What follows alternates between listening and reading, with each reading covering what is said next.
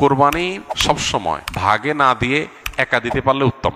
গরুতে আপনি ভাগে কোরবানি দিলেন, সেটার চাইতে ছাগলে আপনি একা একি কোরবানি দিতে পারলে বেশি ভালো।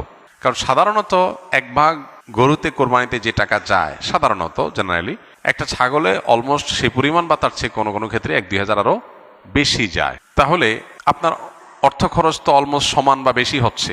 এদিকে একাধিক ব্যক্তি একই পশুতে কোরবানি দিলে সেখানে ঠিকমতো বন্টন হলো কিনা, কারোর মনে কোনো দুঃখ থাকলো কিনা, কোনো কম বেশ হলো কিনা, নানাবিধ বিষয় থাকে। আপনি একাকি কোরবানি দিলে, ভাগে কোরবানি না দিলে এই সমস্ত ঝামেলার ঊর্ধ্বে আপনি উঠে গেলেন। তবে এটা ঠিক যে একাধিক ব্যক্তি যদি একটা পশুতে কোরবানি দেয় এবং কারোর নিয়তের ভিতরে ভেজাল থাকে, এর জন্য সবার নিয়ত নষ্ট হয়ে যাবে, কারোর কোরবানি হবে না, ব্যাপারটা সেরকম না। কারণ একজনের পাপের বোঝা আরেকজনের উপরে আসবে না। তারপরও সতর্কতামূলক উপায় হলো নিজের হালাল টাকা দিয়ে নিজের মতো করে কোরবানি দিতে পারা। শরীকে কোরবানি দিলে সেটা সম্পূর্ণ জায়েজ।